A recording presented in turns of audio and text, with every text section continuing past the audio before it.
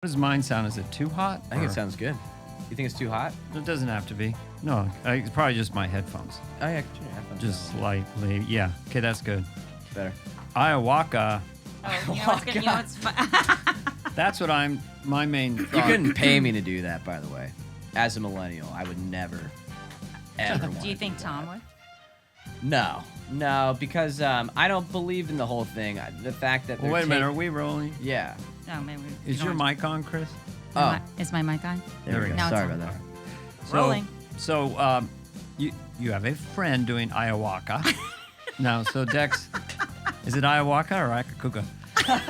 Ayahuasca. No, why shouldn't we all do it, Dex? You can lose your mind forever and never be the same I don't person think- ever again and end no, up in a that's not mental hospital. true. Type in ayahuasca trip gone bad and start reading people Well, you take can type 6 in- months crying, You can old type men in with beards anything. looking like Joe Rogan, You can type in anything, something shocked gone and bad. saddened by being lied to, that they Like- thought they would experience God and instead. I think it depends got their who conscious- Disneyland I don't ripped think out you of go their to brain. like Hollywood Hills and have like Chad be your shaman. I think you have to, you know. I just find it interesting that people like who have maybe smoked weed one time are now down to do the hardest psychedelic drug ever known to humankind. Like it's just such a leap. But like I think that that's is like crazy the, to like me. the Hollywood ones that are like, Yeah. I'm doing ayahuasca this weekend, man, in Hollywood Hills, and Have you guys Justin watched an Bieber's gonna be ayahuasca there. trip? Like on I've YouTube? seen it on not on. And YouTube. they're going like, la, la, la, and like slobber's Well, you coming do out, and the guy's going, spasm, right? and they're holding him down. Well, wait. Now I'm getting interested. I can pull it up. No, I'm kidding. Well, maybe Jim will talk about it if we talk to him. Would you guys do it? Maybe I'm just scared. I that's wouldn't all I have to because say. I don't feel like I need to. That's how I feel too. I don't Her wanna life is a change. total trip all the time. Believe me. Look who's talking. The head of hairs that she has to look at. But Well- by the way, I have to tell you something really funny. Although Mm-hmm. I think it's funny. So my sister, I speak to her after when I got back, and Mm-hmm. she just goes, you know, the podcast was really funny, but I have to say I missed hearing you on there. And I go, that's very sweet. That's of course. But Mom was the only other person who said that to me. My 2 family members. I'm like, of course they're gonna say that. So I know it's funny. Consider the source. Thanks, Mom, Mom. and my sister. I'm the greatest. That's why men are look, Ma, no hands. That's a male thing of impressing their mother. Oh, You know, didn't know that. you don't go look, Dad, no hands when you're riding your bike, but you go look, Ma, no hands. Right? Interesting. That's true. So ayahuasca. Yeah, no, Chris, you were very definitely missed. People are envious. Comedians are envious of my sidekick Oh, right. Comedians? by the name of Mark Pitta. You just got to create because they're thinking, and someone else said you better watch David Spade. That was Kevin Nealon. So you're actually you're in demand as a professional hair beauty stylist, hair cutter, and then you may farm out into different podcasts. No, never. Only yours. All right. That's the answer I wanted. But let's just start for a few minutes. I love talking about psychedelics because I did mushrooms twice. Really? Yeah. You never knew that? No. Well, so you so- and Tom both did them. I never touched any psychedelic because Tom told me his brain turned into a worm for 10 hours on a bus, and I was like, I don't need mushrooms? that. I don't Well, want that. first of all, kids, don't do this at home. I don't recommend it. I only did it twice. I never needed to do it again. When did you do it? Like how? Early 80s. Okay. After each time I ran 10 miles. That's what annoys me. That's why I want partially to do it because I feel like every successful person has done psychedelics. It seems like Elon Musk. I mean, Mike Well, Tyson. all of them. these were Your dad. these were not Akasquaka. I didn't know. I thought you only smoked weed. We should get into you selling the weed too to Scatman Crothers or whatever his name was. No. I gave weed. It's not. sell it. All right, didn't cut sell. it. It's 40 years ago. It's not a crime anymore. It's legal. No, but you didn't sell it. You didn't sell it. No, I Oh, didn't. you gave it to him. Whatever. Sorry. Okay. Well, let's delete. back Also, up. there's- All right, back it up. I got FBI. excited. I'll stop. No, this is fantastic. This is fantastic. Hey, we're fantastic. No, back in the 80s, yeah, they were mushrooms. They were like what Indians would get out of the dirt. Sorry, Native Americans, canceled. And so they were organic little mushrooms. So we went as a group. Off of manure is where mushrooms come off. I guess so. And they just chew a few of them. And then we went to see the Spruce Goose, which is the world's largest airplane, down next to the Queen Mary. Howard Hughes, right? Howard Is that Hughes. what it is? Okay. So we were sitting in a little cafe, and you're a little amped up with the mushrooms, so we're having a beer, and we're looking at this giant boat, and we know there's a giant airplane in there, and we're reading the literature at the cafe. So we're starting to come on. And they were promoting, go for $49.95. You can go see the Queen Mary. And then they tried to tell you how big it was, even though we could just see it. Now, with the mushrooms coming on, it was a large boat. But they had ratio stuff, like what could fit inside the Queen Mary. So the pamphlet would say, like, 4,000 bumblebees could make their home in that smokestack. And 300 grizzly bears could fit just in the rear section alone. So we were dying with laughter. And then we said, let's go see the Spruce Goose. And we walked around the turn, and it was all white and made of wood, and it was 5 times as big as any airplane you could ever see. It looked like a cartoon character. So we fell to our... All we did was laugh. We just laughed so hard. I have so many questions because I'm just curious about, like, how... Do you remember how many you took? Nope. Did you hallucinate? Not much. Did you hallucinate, or was it more No. just kind of like a... Yeah. Oh, no. Yeah. Didn't So you- hallucinate at all. Interesting. Just Yeah. people and human behavior seemed hilarious. Yeah. Then we went to a 9-hole golf course off the 101, and the golf balls were orange, and then we saw the Goodyear blimp just flying right over us. So I was starting to make. I had some money at that point, a little bit of money. So I said, let's call the Goodyear company, see if we can get a ride on that thing, because we were on mushrooms. Right now. Yeah, so we thought, so I got a hold, it was payphones, I think, back then. Could we get a lift on that? They just came over our golf course. We were functional, no one was crazy. Everyone I That know sounds like who's the perfect done example. mushrooms says the same thing. It's happy. Oh. My girlfriend Funny. saw like the How- troll dolls come alive, that kind of thing. I can tell you horror stories, but I think See, it's I've heard millennials opposite. taking You know too what? many. I bet Too much. Too but much. There's that, or maybe it's more cut with things now versus. We had a friend take mushrooms, cleaner. and we can cut this if you want, but took a little bit, and we had him in a car Press the on button the that way. says, don't ever cut this. We had him in a car on the way back, and I guess he took too many. The mushroom was blue, which I don't know what that means. I look at, but I've it's, never- anyway. But he thought he was constantly pooing himself to the point where we had to hold him in the car because he was gonna probably leap did. out of the Oh. car because he Did was he- so embarrassed did he that he was. defecate? No, it was Oh, all in his head. But some people do. So This that's is when I not- see that I go, I don't need to do that. I was basically having a Miller Lite beer with the mushrooms, and they're having a quart of tequila. Because that doesn't make any sense. The second time we did it, we went to the LA County Art Museum, and then there we were beside ourselves just with laughter. Yeah. Because that's the first time I saw a 40-foot white canvas with a red dot in the middle. And it was considered great. art. And I thought, That's wow. the And I saw Rembrandt portraits of Dutch aristocrats that seemed very like assholes. I thought, wow, what a trick for all eternity. Rembrandt clearly hates the guy he's painting. So he paints him to look like a dick with a real... Right. And there it is, 500 years later. So that was a bit I did. Do you remember having any sort of really vivid dreams after either of them? No. Anything? I've never heard that yeah. either. Okay, No. I'm just curious. Just, Have we were young. So then we just let's go run 10 miles. This is what we did, in West Hollywood. Did you ever No, do- no, West LA. Hash? Nope. I did that in Amsterdam, like those space cakes. Have you ever heard of that? You eat it? Yeah. That's like a weed edible. Yeah, Right. in Amsterdam. But they said always the Americans were always the ones who Who freak out. overdid it. Well, because they ate too much. Yes, You weed ingest makes too you much. very paranoid. To Hash? certain people. Hash is weed. It is. It's the same. It's You can tell they- I'm so Ju- well versed in this. It's just a potent strain really- or it's something. It's some so- like European thing they do a lot. I don't know. It's It's, like really the resin intense. of it. It's Mm-hmm. more strong, I guess. I It's don't know. really And strong. they mix it with tobacco. I don't know. I remember when I was out there, it was Europeans gnarly. hash and I think they UK. stopped making the edibles or something because people were eating way too much. Yeah, I know at a was not store good. now you can only get an edible with a certain amount in it. Yeah, it like- used to be kind of like the Wild West. You just got Yes. some cookies from a hippie at a store, and who knew how much it was Yeah, medical marijuana, but like Right. Every made in LA his mom I kitchen. know is doing CBD with THC for sleep. They'll do a gummy. They'll do like what is it, milligrams? I guess that's not that much. I mean, I know, but it helps. It because helps to people sleep. and I guess it's all natural. so- I had Really? a really big Yeah.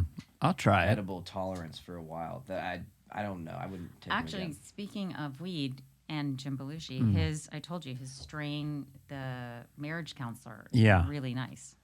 What's so And does it work? It's called does. marriage counselor. And It does. You just rap out with your spouse, and it's good, and you're chill, and you're not zony or. I wasted. love We'll the branding have of to talk weed. about it. I think it's my favorite part of weed is the branding and marketing part of Yeah. it, because it's like so down to the name and the packaging, because it's all I guess it's like alcohol or beer. It's pretty much all the same That's for the true. most part. marketing is huge. That's a news flash for the young people. We'll have to have. Yeah. We'll You're have right. to do it. But just with weed specifically, I've bought weed purely just because it said Mike Tyson on it, and I just had to buy it. You know. I think as a marriage counselor, because if you're in a bad marriage and then you do, what's it called? Good marriage? The marriage counselor. The marriage counselor. So if you're in a bad marriage, I wonder if it would, Help. be a good counselor or sort of exaggerate the hatred you have for each Good other. question. That's a Like, good yeah, question. what? You want to get me high? See, get in my pants? Is that it? Huh? Yeah, you're making sandwiches all day. You leave the dishes right in the fucking sink, and I got to clean it up. Here, honey, have another hit of marriage counselor. That's only making me more mad. What, you get me high? You're going to forget you don't do a fucking dish in this house. I love you, honey. You're so sweet. Really? Huh? I get sweet right in your fucking head with this fucking frying pan. What is this shit? I love it. Let's do this every night. Fuck.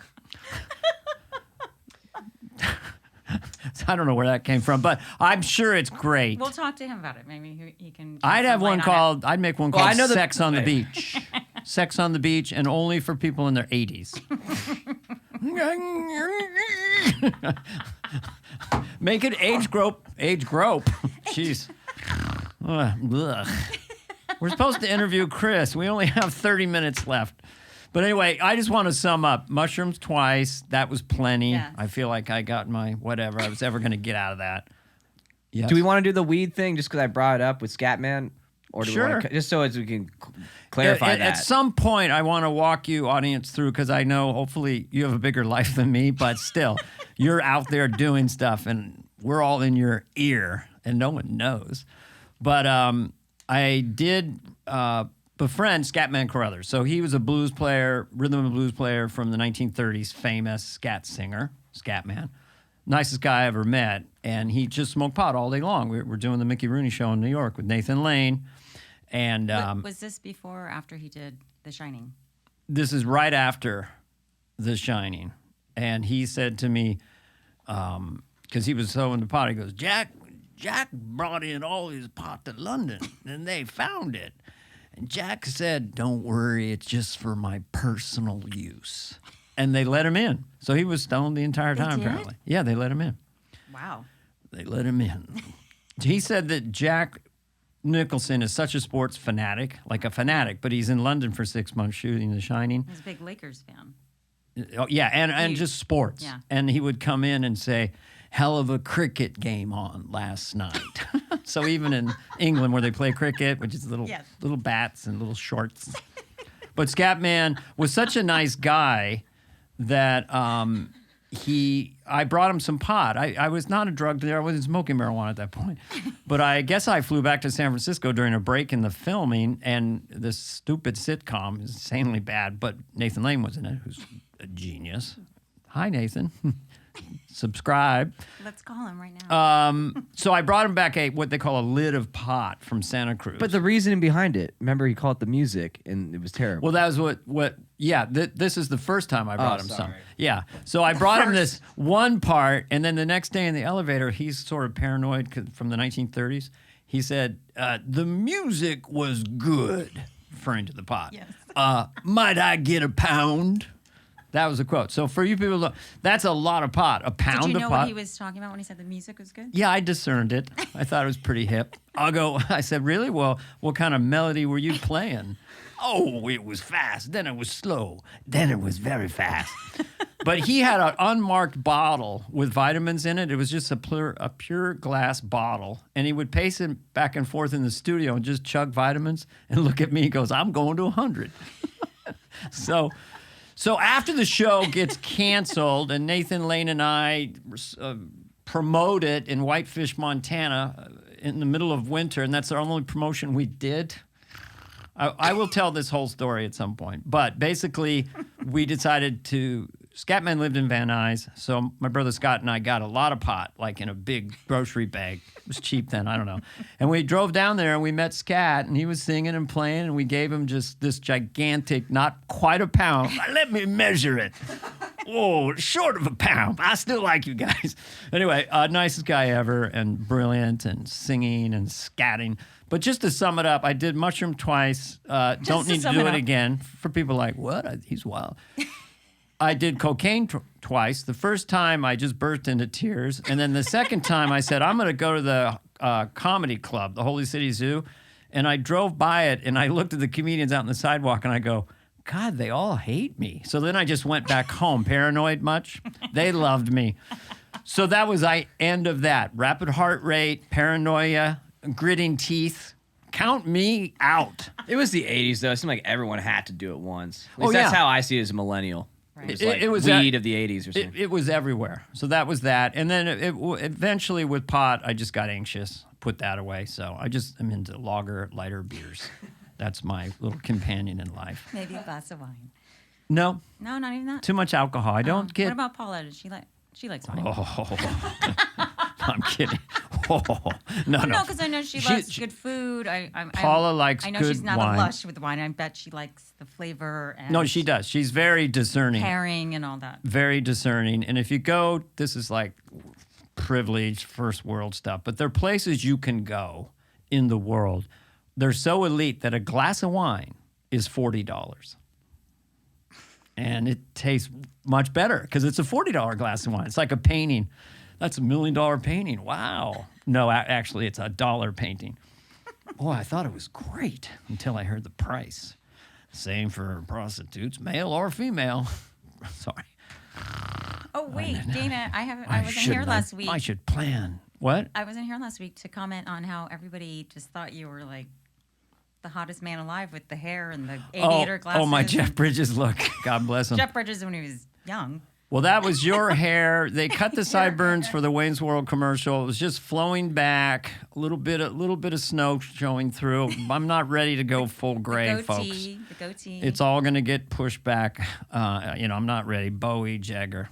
Bowie would color his hair when he was with this greatest guy ever. Yeah, that's cool. I want to be the silver fox. There is a point where it's like, why do women like a guy with silver hair? Good question. I don't know. I don't know. Is it a father issue? I don't know. It's a James Bond thing, right? Just older, wiser, Yeah, it looks more distinguished. mature, It looks more serious, right? I don't know. My thing is Like if you're life. aging and your neck and everything's getting older, which should happen, you're like a turtle on the earth with the sun on you. I've been here since 1955, so yeah, I should have a couple of lines. And then you get a little ill-matched, but you get used to it with certain guys. But then you feel like you want to match it. So then if you go whiter or grayer around the craggy face, suddenly you look kind of younger in a way. yeah. You know what I mean? True. It's like a really old guy with a bad dye job, monochromatic, just brown. It's horrible. In Like Roy shorts with Orbison. spindly little legs, and shorts and a tank top with spindly little arms and just a craggy neck. Yeah. But his hair is just chocolate brown, one color. You got to take a seat. Yeah. Just go with the gray. Well, flow with it. Better gray than gone. Yeah, again, Scott's song, which we played 2 weeks ago, I Reside Inside, which is inspiring because it is like anti-racial too, in a sense, that all of us are inside. This is just an exterior we were given. And the same thing with manipulating your exterior. That's why I have no judgment if you reside inside. So if you want to pluck it, shine it, wax it, color it, who Nip it, cares? tuck it. It's not you. Nip Flip it, tuck it, suck smack it. Yeah. I mean, so I'm like, I'll just be whatever I want to be. It's just a cartoon character. This is just a meat suit I'm traveling the universe in for this time. It has nothing to do with me. I reside inside. So don't hide. And this is why you do ayahuasca, Dex. Oh my God. Or you listen to this podcast. Exactly. There are so many people that literally had ayahuasca right up to their mouth with a shaman. It's and set and said, setting. no, Yes. don't need it. Just listen to. Fantastic. Yeah. You can get other ways. My favorite high, well, is distance running and then maybe a couple of beers. To run 10 miles up a mountain at altitude, and have like a Bud Light and then just try to have a problem. Really. Laughing until you're crying is also one of the best feelings on the planet. Well, I'd say that's number one. That might be And better than anything. Fortunately, people listening to this haven't gotten much of that yet so far, but we'll try the best we can. I bet we'd be really happy if you did the podcast like on the coast of Capri in Italy. I think we'd be really high. Well, I would do that in a second. I know. I watched Stanley Tucci's Searching for Italy. We did too. Oh, it was great. And I was thinking, I'm like, we should do the podcast from there. Yes. Yeah, that's great. Let's do Right everything off. from Capri. Exactly. For some reason, that brings up. We can cut this. Oh, when It brings you up were a taunt. teenager Well, and it brings didn't up my wanna be brother's in- invention or an idea, just in terms of how a certain place can make anything amazing, obviously. But he wanted to build a spherical glass dome somewhere in the Swiss Alps, high up, and you take an elevator, and once you're in the dome, it would just be a single toilet. And then it would just be the nicest experience on the planet. And you can spend up to 30 minutes there in the clouds. Wow. Going to Okay. the bathroom. Anyway. I like that. That's speaking of toilets. Our toilet overflowed this weekend. That was a great The thing. turlet. The turlet full. I came downstairs and just water was pouring out. Oh, it's just such a no. U-turn for your day. Yeah. Like, oh, okay, we're gonna be doing this, and then All we're both. day. We got paper towels. We're throwing them down. I go, hey, honey, I was wondering what we were gonna do today. Now I know what we're gonna do is try to stop this shitstorm. No, it was just water, and then we had our trusty guy, Salvador, who is just the hardest working guy ever and kind of knows everything about a house. Exactly. We're gonna snake it 100 feet. If it goes farther than that, then it's up to the city. All right, when are you gonna start snaking? I've been snaking all the time I'm talking to you. I left hand over here. No, but they were just snaking, and we just feel so bad, honey. Can we go to the gas jar? I mean, because it's like we're just standing around like useless idiots. We're gonna snake. We're gonna do this, and they're working and sweating. So we do try to enhance their payments. Appreciate them a lot. Am I canceled? No. I wasn't sure what accents I can do. I'm not No, doing it. you can do accents. I do Come all on. accents. Well, it's not an accent. It's the way Salvador how he talks. speaks, It's the way he exactly. talks. And very vast. It's gonna. And look, how would I sound in Mexico?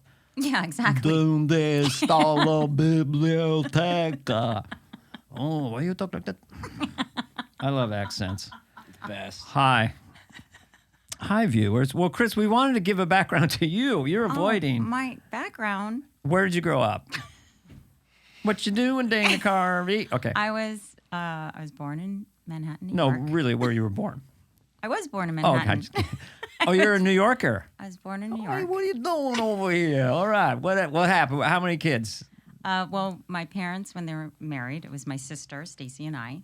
Mm-hmm. And then when they got divorced, they each remarried and had a son. So I have two younger brothers that are like 13, How old were 13 you years- when your parents got divorced? I think I was 9. Memory serves me correctly. Have you worked through that? I did. With, I have. With any kind of substance? No, like I did. Akasuka? Akasuka. I didn't need Akasuka, but therapy. You know, later in life, though, actually, I went to therapy, Yeah. which is great. And I always tell the young millennials, don't wait until you hit a wall. You should. I think it's very, very healthy. Yes. To go to a I therapist. definitely think it can be helpful. I think that the quote that I read, and I didn't think of it, I think it's great. We're all a can of beans, and we need someone that's not us to tell us what our ingredients are. Interesting. That's true. Well, they tap into stuff that you didn't even think about. So Well, my therapist, I said, "How would you know all this? How would you advise me? You just met me, because I've met versions of you for decades. Really, I'm not that original. No, the narcissists don't never show up because life is grand. I'm perfect. Me, myself, and I are doing woo. If you're empathetic or sensitive or artistic, whoops. How'd that slip out? You might need a little more, you just process the world in a different way. But I do think that for most people, we're kind of having verbal fistfights in our brain all day, subtle or pronounced. Right. But on some frequency, you have to operate with this meat suit and walk around as yourself. And I'm so tired of looking out of this view. I've been looking out for decades out of these eyes. And then inside your brain, you're like, what am I going to do today? Or my toe hurts, or should I work out? Or I guess I'll call that guy back. I should have emailed him. I got to say no to that, and I don't want to. Oh, fuck, text regret. That text came off stupid. I'm going to check it again. They went ha-ha, so I didn't offend them. So it's just we're way too much in our head, and that's why I say the 10-miler up the mountain with 2 Bud Lights is the way to go. Well, my mantra, what I do for myself because of all this noise in my head, I just say to myself a lot, I don't have to do anything. That helps me. I don't have to do anything. Because otherwise, the flip side is I got to do everything. Right. And then you're just in this tense state. So for anyone listening to this, you're probably not doing much because this ain't really flying today. Don't do anything. Don't put pressure on yourself. There, that's it. Saved you $1 billion in therapy. So then what happened? How did you, so your parents got divorced, you have your sister, you're living in Manhattan? No, when my parents were married, we were living in Ridgefield, Connecticut. And then... Know it well. No, I know. My brother used to live there. Oh. Yeah, And in Lori Ridgefield. lives in Connecticut. Yeah, Wilton and Scott in New Milford. Okay, so then when my dad had moved back to the city, so we were like back and forth, divorced family back and forth on the weekends, that kind of stuff. And then it is a bit of a blur because my mom at this time, my mom was a Broadway actress. She was in like the original King and I. And she was in South Pacific and The World of Susie Wong, all those like Asian, Polynesian. And so your mom's, her ethnic background is what? Is she a mix or is she? She's a mix. So her mother was Filipino and Danish. Don't you see the Danish in me? And then... Wow, that is quite a leap. Yeah. And then her father was Chinese and Filipino. So she was a mix. My dad was Spanish and Puerto Rican. So... Spicy. And so... Spicy background. Is that racist? I'm sorry. No, it's not that. It sounds spicy. So, but in the 70s, like supper clubs, like dinner and a show. So she segued into Polynesian dancing.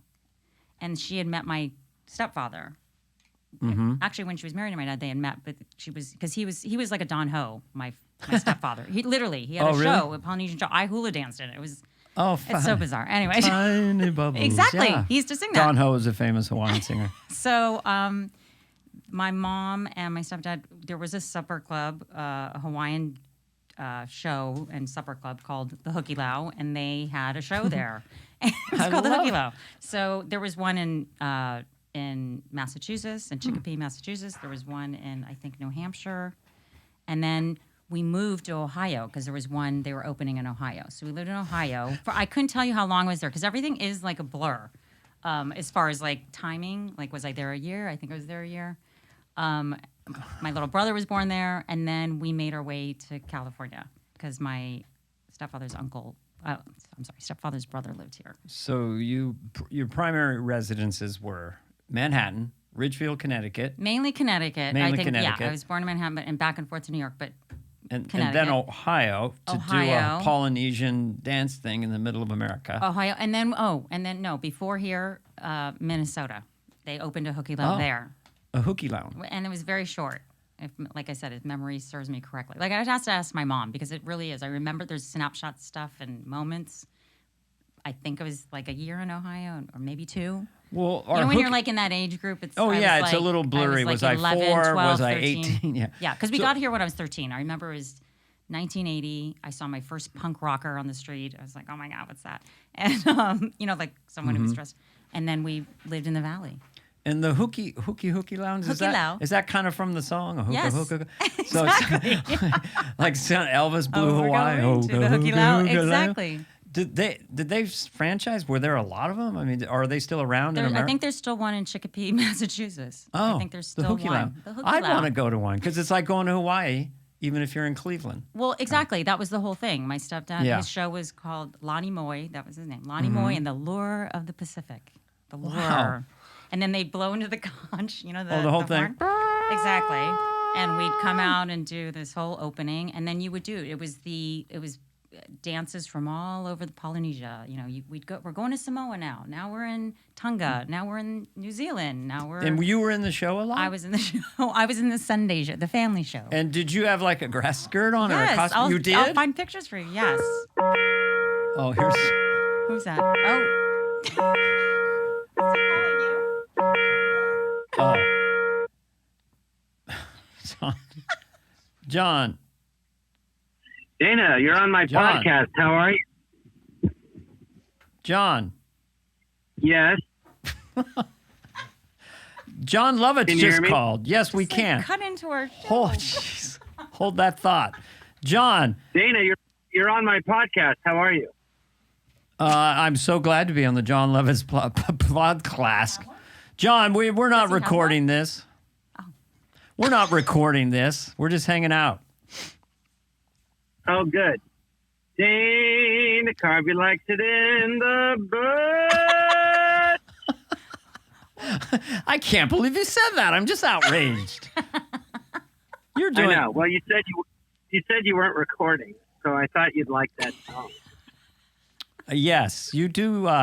How's Jerry? Jerry's his constant companion. Fine. I just played tennis, and he's next to me. Hey, Jerry. He can hear. Jerry, put John on the phone.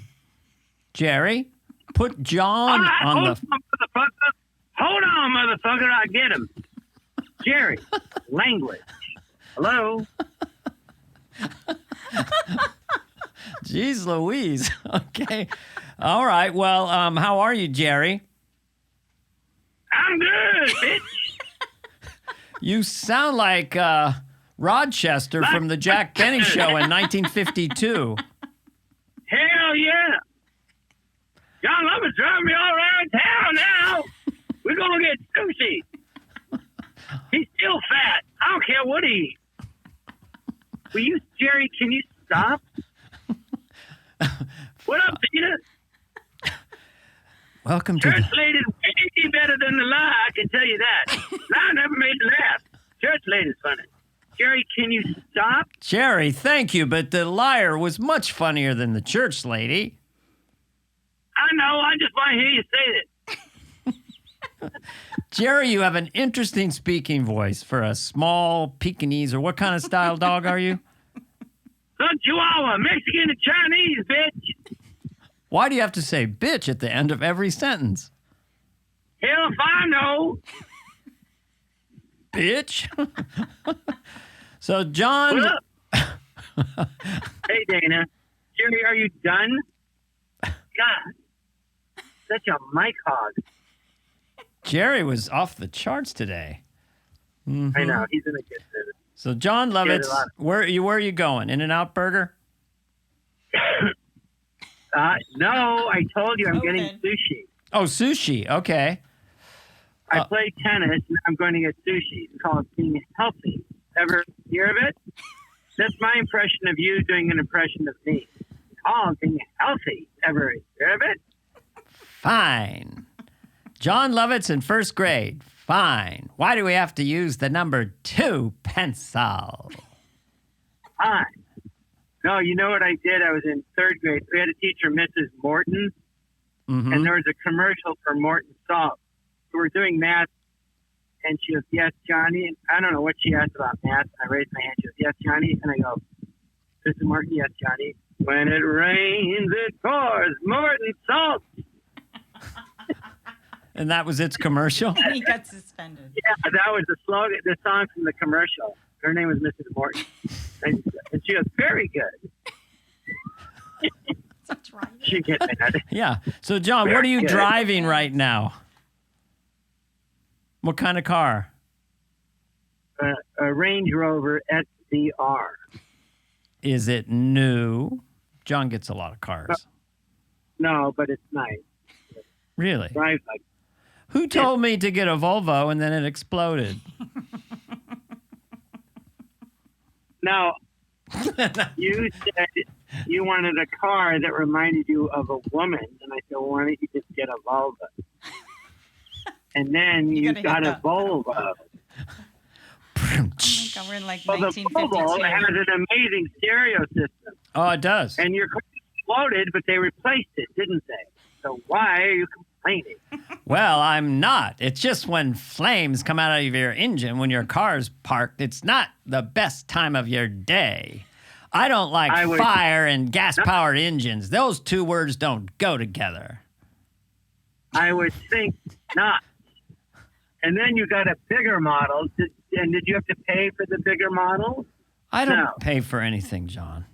because you're a celebrity. How did you guys become friends? Who's that woman laughing in the background? Chris His Rios, sidekick. who's my hairstylist and my podcast sidekick. Jealous much? I've met you before, John. Oh, nice to see you. Well, Nice here to hear you again. I met you the first time I met you. Yeah. The first time I met you was in a parking lot with Janet Jackson. With who? Janet Jackson. They're friends. Oh. And you came up and you guys Was were that- talking was that about your when I was dad. making her- Yeah, I remember that. I was making her laugh. Yes, you make her laugh. She loves you. Oh, you were the Passenger. oh, you were the friend that was with her. Oh. Yes. And I Yeah, think, my dad was their family doctor, and they were. Mhm. She and my dad were very close. yeah, she speaks about your father and loves him. Yeah. See, everyone loved your dad, John.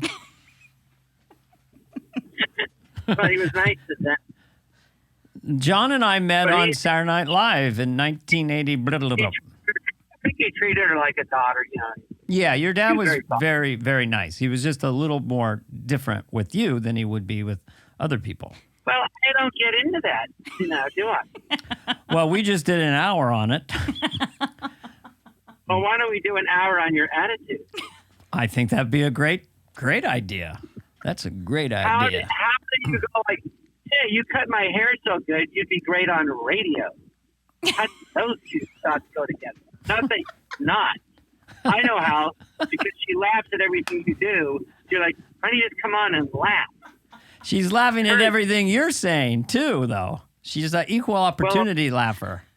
Only at good humor. She Funny laughs humor. harder at good I don't humor. laugh at dumb humor. No, it has to be She's quality. laughing at everything I say because I'm funny. She's laughing at everything you say. And you're You have a little bit of Mae West in that delivery. Are you? Is that a gun in your pants? You're just happy to see me. I didn't realize that. You're. she was imitating me. But John, she was from the 1930s. You weren't even born then. How could she be imitating you? Oh, wasn't I? Oh my God, you're like a Rod Serling character, time traveling comedian, John Lovitz. No, I'm a lot older than you think. I'm going to be 198. Little Me- thing called moisturizer, Dana. Remember You when? Norwegians want to look into it. Remember when you did The Liar and I had a character called The Fibber, and you thought I stole it from you? Yeah, and then I did Temple Woman. You thought I stole that, got that idea from What Church was Lady. Temple Woman's catchphrase? No, isn't that unusual? Isn't that unusual? That's a Tom Jones song. Bell. Bell. Bell is not unusual. Well, John, Bell, isn't that remember what I said to you when in your office in New York when I first met you? Yeah, I do. I didn't even know. Well, I met you once with Phil in our manager's office. Yeah. We both met you the first time, and after you left, we both said, "Oh, we both said, he's so nice that we hope he gets the show." We both said, That was you Aw. and Phil Hartman, the late great Phil Hartman. "Yeah, we both said he's so nice. I hope he gets the show." Mhm. So I know, me too. And then you did, but I didn't know what you did. I just thought you were so nice. And then you came into my office and said, "I go." You just plopped on the couch and I went, "Yes." You go, "Let's write something together." I go, "Well, I don't know what you do." I go, "You go, come on, well, let's write something. I'm going to hitch my wagon to a winner." And then I thought about it and I went, "Oh, I don't even know what he does." But I thought about it and I went, "All right." And then I slung-shot you ahead because I didn't have a show about it. Remember when I had you on, Madonna was on, no, Sean Penn was on Church Chat, and we were talking about Madonna. And I had you, you were a guy from the Middle East, and I had Yeah, that and I said, I'll give you, I said, I'll give you 2 million drachma for the dancing lady. And Yeah. I got a giant laugh. Yes. You But were, that whole sketch was great. He was great. yeah, that's where Sean sucker punched church lady, but then I basically beat him up. It was perfectly timed. I think it was one of the biggest laughs in the show. Did you guys ever write a sketch together? We did write sketches together. Did they get on though? They were pretty silly. No, they wouldn't come on. Well, we did a thing called Billionaire Busboys. It was like guys who were billionaire busboys, but they had to keep a busboy job a certain amount of time. What was the song? Billionaire busboys, just like you and me. Billionaire what? Billionaire busboys, they are so carefree. They will clean your table when they're ready and able. Oh, billionaire. So, busboys, just like so you and me, except they're billionaires. Yeah. They're billionaires. And we were obnoxious, right? People would go, "Excuse me, could you get me more coffee?" And we just go, "Excuse me, could you give me more coffee?" We were just like asshole busboys because we didn't even care. We were billionaires. That was the whole hook.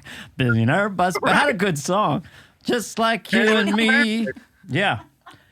And It didn't make it. Why not? That's very funny. then we did Indian test pilots. It was funny. Well, in our Indian test pilot thing, you couldn't do it now because we were doing Indian pilots that were inept. Because that billionaire busboys were inept pilots and busboys, but in both cases we had Phil, like as the Playing the restaurant straight manager man. yelling at us, and then we had Phil as the pilot yelling at us. Boy, it's a little wobbly. So it was You should pull over. So, John. those sketches were gigantic. Yes, they coulda, woulda, but we had a great time on that show, and weren't we lucky to get on it? Remember when I told you that thing and one night? I didn't need you to tell me that I was lucky to be on the show. I knew that. No, you said, "Are you happy? You're only young and in New York once."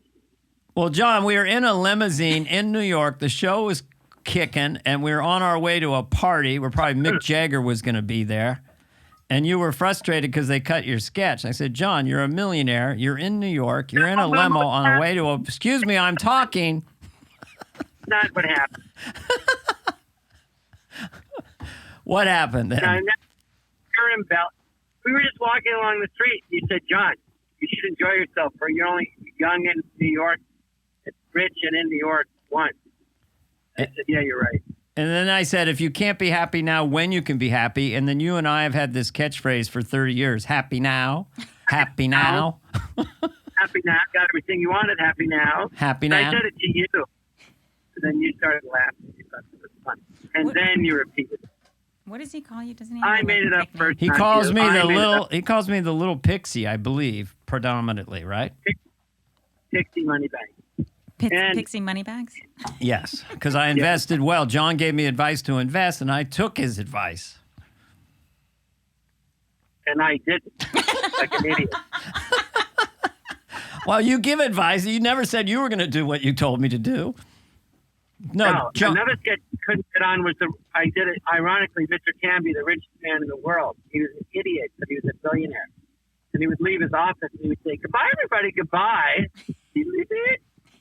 And that was your catchphrase. Exactly, the very same catchphrase that you have been repeating on your podcast. I'll take everything I can from you, Lovitz, and there's nothing you can do. And Lauren said, "You can't just do a sketch, goodbye, everybody, goodbye." And then the next year, David Spade did the airline guy, and all he's saying is goodbye, goodbye. So just say it for us, the catchphrase, just as John. How did you do it? Well, I'd walk in and I was like an idiot, and I'd come back in the room and I go, "Hello, everybody, I forgot my wallet." And everybody was like really sophisticated businessmen, and I'm dressed in a safari. I go, "I forgot my wallet." "Well, I'm off, everybody. We should be locked, everybody." Good luck, Mr. Canby. "Hope you bag an elephant." And they're all quiet. I go, "Say it." He goes, "Hope you bag an elephant." "Thank you, everybody. Well, goodbye, everybody. Goodbye." He's the richest man in the world. He's an idiot. That's like They my. go, what do we do? What do we do while you're gone? I go, bye, Kit Kat. Well, goodbye, everybody. Goodbye. And then I leave the room, and they go, what an idiot. They go, yeah, go buy Kit Kat. And Phil and Whitney Brown are talking. They go, God, he's such an idiot. And the phone rings, and Phil picks up and goes, hello? Oh, you're kidding. And he hangs up. But he goes, what? He goes, Kit Kat just went up 300 million. Like in a second. And then I come back in the room. I forgot my wallet. I go, Mr. Canby, Kit Kat went up 300 million. I go, see, buy what you love and you can't go wrong. But your catchphrase was, goodbye, everybody, goodbye. I died laughing. Yeah, goodbye, everybody, goodbye. Remember my catchphrase? Sketch me if you can. I dance away. About a prince who would have people come in, try to paint him, but he would dance while he was. Yeah, but you did it. You did it. It got on the air. It did? That one got Yes, that was the one I thought of on mushrooms at the LA County Art Museum. Sketch me if you can. I dance away. If you don't sketch me, I shall shoot you. And John was in it going, dance, dance, dance. And then Phil was playing the artist trying to paint me, but I was dancing all around the room. I dance away. Sketch me if you can. I dance away. So John, we didn't. Well, we were obsessed with the show. That was our whole life. Like, that was it. Okay.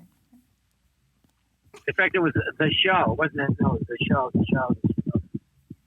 Well, we were young. We were on Saturday Night Live. And if we couldn't be happy then, when could we be happy? You happy now? I am talking to you, superstar. You're famous. Everyone knows John Lovitz. Exactly. Now I'm famous too, bitch. Jerry, stop it. This is so our listeners know this is John Lovitz driving around LA with his cute dog all day long, doing characters, having food. I mean, it's just a funny life, right? You went and played tennis? And you can't stand it. Yes. Wasn't that my catchphrase? And you can't stand it. Wasn't that mine, John? No? We used to tease each other. No. I have another catchphrase that really caught on.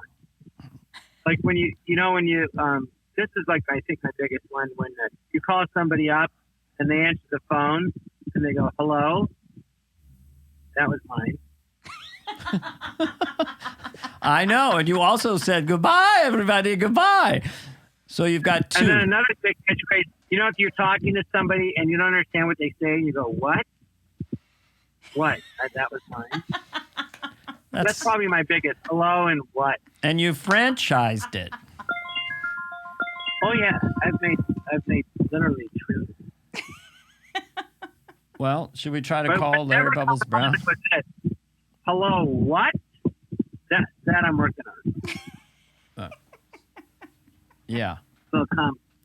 Well, John, you might be a genius. He'll have to come in. Oh please. Whenever everyone's vaccinated. Well, that's nice of you to say. Who am I to argue?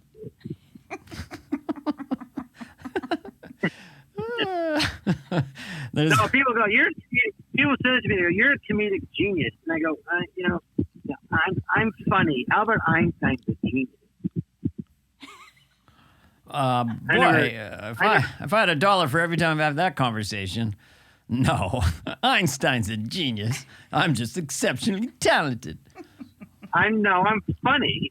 Doesn't mean I'm a genius. Dang it, sorry to disappoint you. Doodle-doo-doo-doo-doo. That's another thing we used to do. Doodle-doo. Kind of like we used Conan. That came from the place, and then it got exactly. Conan does it every time I see him. Doodle-doo-doo-doo. It's sort of like my sketch got on, yours didn't. Doodle-doo-doo-doo. It's a teasing emphasis, but it's funny. We do it, Craig. Doodle-doo-doo. Doodle-doo-doo. So if you get I do it in all different forms. Right. And sometimes you go on and on. John, we're calling someone we said we would call, but we'll lose you for a sec. But just hang on if you want to. All right. Does he know Larry? No, but Larry is such a fan. Oh, he is. Hello? Larry Brown loves John. He's a comedian. They've never met? Friend. I don't know if they ever met. Oh, wow.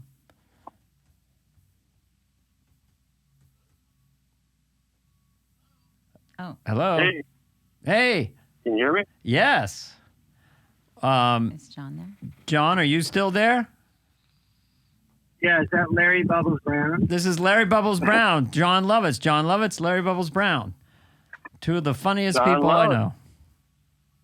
Great guy.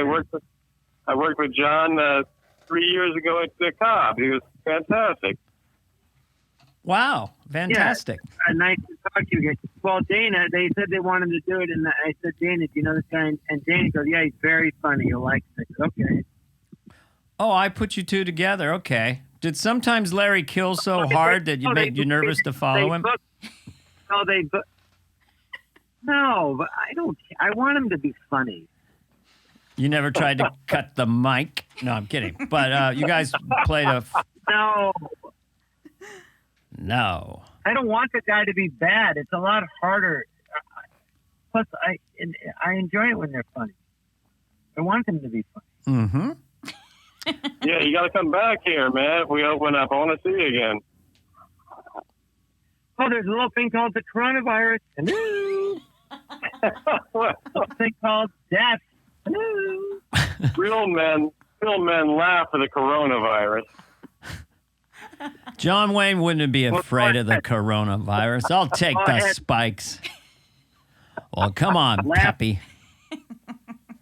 That virus looks like a punk rocker. I ain't afraid of that.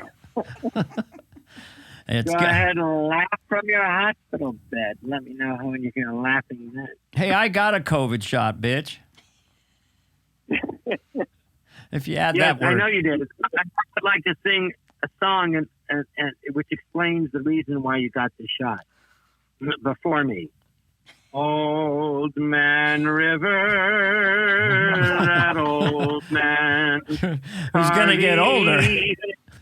On to heaven. Away John Lovitz driving around Los Angeles.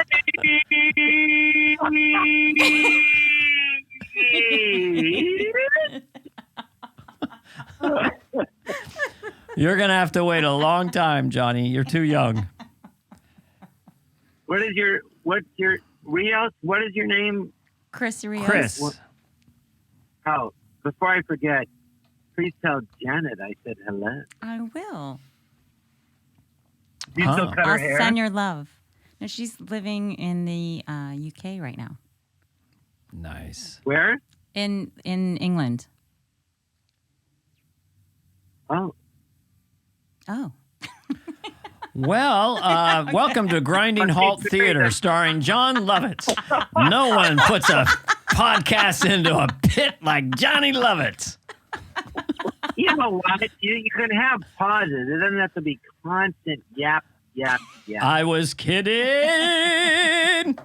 No, I'm doing you. See, you're laughing. That hit like a 777 going into Denver. Oh, If Janet lives in England, do you still cut her hair? No. no, it's too far. I But want you're to. still friends with her? Yes.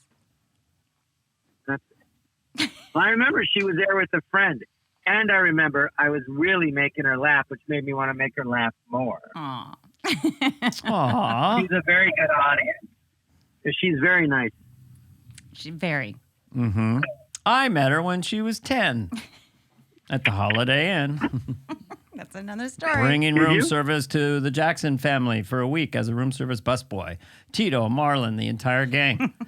And, of course, Michael with his raw carrots. And then Janet would be jumping up and down on the bed. And I said, please don't do that, Janice. And she said, Miss Jackson, if you please. That was 1975. But she was, when she was 10? Yes. Yes. That's funny, John. You're always singing. But what about Larry Bubbles Brown, our current guest, John? Can we make a little room for him? Yeah, of the Larry, week. what's new with Larry? What have you been doing stand up at all during the coronavirus? I think I've done 7 sets the entire year. I never realized I liked stand-up so much till it went away. Very depressing. We'll never get back to normal.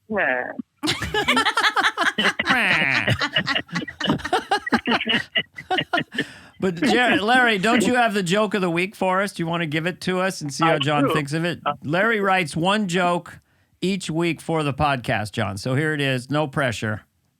Oh, okay. I'll do it. Larry Bubbles. I always introduce him as Regis because Chris wants.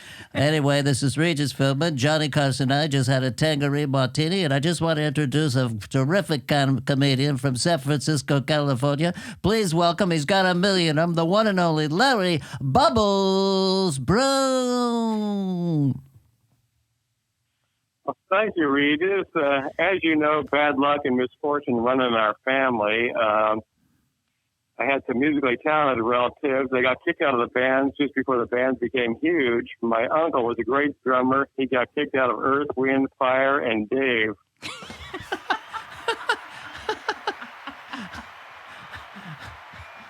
What you doing, Dana Carvey? Yeah. Well, I don't really have much more to say. We're supposed to call Mark Pitta. I know what to call Mark Pitta, and I We're know not you finished voiced on a my high stuff. note. I already know what you're thinking, Dana. What's that? You have the whiskey laugh. I know what you're thinking. What's Larry Bubbles Brown, you said you've done 7 shows since the coronavirus? Yeah, a couple outdoor ones. It's too bad. I did a parking lot with Rob Schneider in Oh, God. Oh, yeah. What? A parking lot? And honk their horns?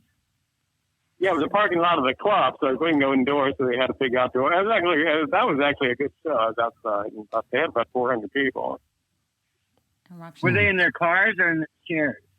No, they were actually seated. It was this was in October, so still warm. I did a show on the roof of a building in Irvine, the Regal Theater, but you're in the parking structure on the roof, and everybody's in their cars.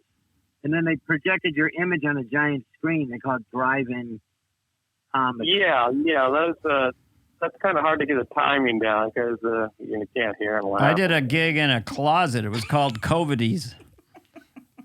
I thought you did a stand-up show in your own butt, and it was called "Ooh, I Like It Here." Why does he always reference those kind of things to you? No, John, this is your humor. It's not just me. You like butt and poo and stuff like that, right? I mean, Like a 10-year-old. It's not just with me. I mean, you like that kind of humor. It's funny when a grown man acts like he's 8. Yeah, it makes Well, the there's ladies nothing funnier than crazy. poop. Yes. If you go on stage and you fart and say the word poop, they just die because they're still like children. Poop. Mm-hmm. How are you, I Larry? don't say poop. I say puke. Well, Bodily functions make me nervous. we've been going an hour. We said we're going to call Mark Pitta, so we got to at least call him. Go ahead. I'll stay on. Call him. Get a little punchy. I don't think we can. But here's Yeah. the I think story. it'll be Yeah, terrible. we'll let you guys go and just do Pitta, and then we'll bring you guys back because it's just too much. We need you all here in the studio. Yeah. Well, that's hopefully, Dana, you can lose some of that 400 pounds between now and when you call me back. Okay. Well, Larry, that was a great joke. Little birdie. John, it's been a pleasure. As always. Really fun talking to you. You are hilarious. Did you like my joke? I did. I like it on 2 levels. One, the joke, but the other thing is how much you enjoy telling the joke makes me laugh too. You enjoy it. Well, it's so ridiculous, and it's called irony. People go, "Wait, it's not funny." I go, "Well, it is funny if you have a sense of humor, but if you don't, it's not." Doodle-doo. All right, you guys. We'll talk soon. We will. All right. Yeah. Goodbye, Bye, John. Larry. Bye, Goodbye, John. Larry. Bye-bye. Bye-bye. Goodbye. Goodbye, everybody.